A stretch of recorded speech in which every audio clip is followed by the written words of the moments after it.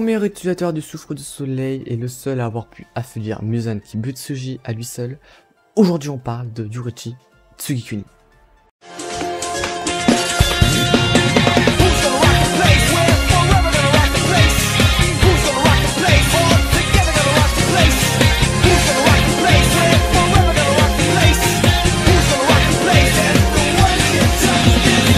Au cours de leur enfance, les deux enfants étaient élevés totalement différemment. Ils étaient très silencieux, au point que toute sa famille le pensait sourd. Un soir, son grand frère, Michikatsu, se faufila dans sa chambre de jeu pour lui offrir une flûte qu'il avait lui-même faite. Mais Yoruichi ne sourit pas. La première fois qu'on l'a entendu parler, ce fut lorsque Michikatsu s'entraînait à l'épée dans le jardin. Yoruichi lui demandait s'il voulait devenir le plus grand samouraï de tout le pays, mais il dit que lui aussi aimerait samouraï. Le second meilleur. Le professeur de Michikatsu, ayant pitié de Yoruichi, lui proposa de prendre l'épée de bois et d'essayer de porter un coup.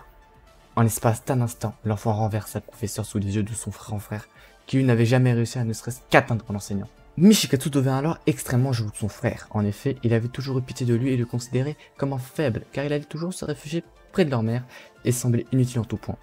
Mais lorsqu'il découvrit que la marque qu'il portait sur son front lui conférait en réalité de vrais pouvoirs, il commença à en envier plus que tout. Le soir même, Michikatsu se rendra compte des pouvoirs de son petit frère et des conséquences de sa propre place au sein de la famille. Si les capacités de Yoruichi se font entendre de son père, il deviendrait alors sûrement l'héritier désigné et ce serait lui qui, au final, se retrouverait à devenir moine. Mais Yoruichi arrive cette même nuit l'informer de la mort de leur mère, ainsi que de son départ imminent pour le temple. Michikatsu ne comprend pas la raison de la mort de sa mère, jusqu'à ce qu'il lise le journal de cette dernière. Dans le journal, il apprend que Yoruichi avait compris qu'il prenait la place de l'héritier de la famille. Alors, il décida de partir avant de faire du tort à son grand frère. Il apprend également que Yoruichi savait depuis des années que leur mère souffrait d'une maladie qui la rendait faible et surtout de son côté gauche, côté duquel il allait toujours, Yoruichi quand il était près d'elle. Michikatsu comprend alors que son petit frère n'était pas un faible, qui se cachait près de sa mère, mais bien un génie des arts martiaux qui avait compris comment aider sa mère et qui s'en occupait malgré son jeune âge. Yoruichi disparut pendant 10 ans. Il n'allait jamais au temple qui lui était destiné. Tout au contraire, il se mit à courir vers l'inconnu. Il rencontra une jeune fille, Uta, qui devint plus tard sa femme et sa mère de son enfant. Mais cette dernière se fit tuer par un démon alors qu'elle était enceinte au 9e mois. Yoruichi, désespéré, rejoindra alors les rangs des profondeurs des démons. Il retrouva son frère quelque temps plus tard lorsqu'il se sauvera d'un démon. Ce dernier fut repris d'une jalousie intense, voyant son jeune et faible frère devenu un preux et un puissant guerrier. Il jura de devenir comme lui et abandonna sa femme et ses enfants pour rejoindre les profondeurs. Yoruichi enseigna la technique du souffle du soleil à tous ceux qui le voulaient, mais aucun, y compris son frère, ne pouvait le maîtriser correctement. Il est le seul avec Tanjiro à pouvoir l'utiliser. Michikatsu devint un démon afin de pouvoir surpasser son frère. Yoruichi prit le blâme de la part des autres profondeurs de démons de cet incident. Il jura de le retrouver et de le tuer. Yoruichi a sauvé l'ancêtre de Tanjiro. Il revint le voir plusieurs fois et lui expliqua la technique de respiration du souffle du feu. Lors de sa dernière visite, il donna ses boucles d'oreilles à l'ancêtre de Tanjiro et partit, en laissant supposer qu'il ne reviendrait jamais. Yoruichi réussit à se retrouver face à Muzan Kibutsuji.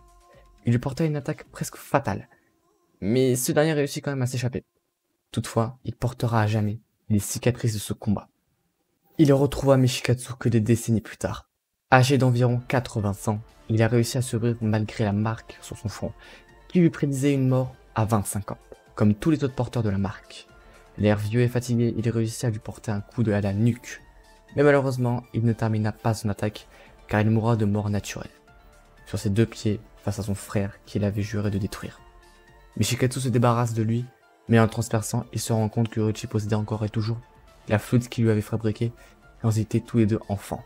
C'était l'histoire de Yoruichi Tsugikuni, le seul profondeur des démons à avoir pu affaiblir Muzan à lui seul.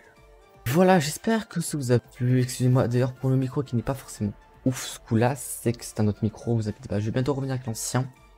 Mais j'espère que cette histoire vous a plu, n'hésitez pas à vous abonner, à liker, à partager cette vidéo. Sur ce les gars, on se retrouve pour une prochaine vidéo histoire ou gaming. Et sur ce les gars, ciao.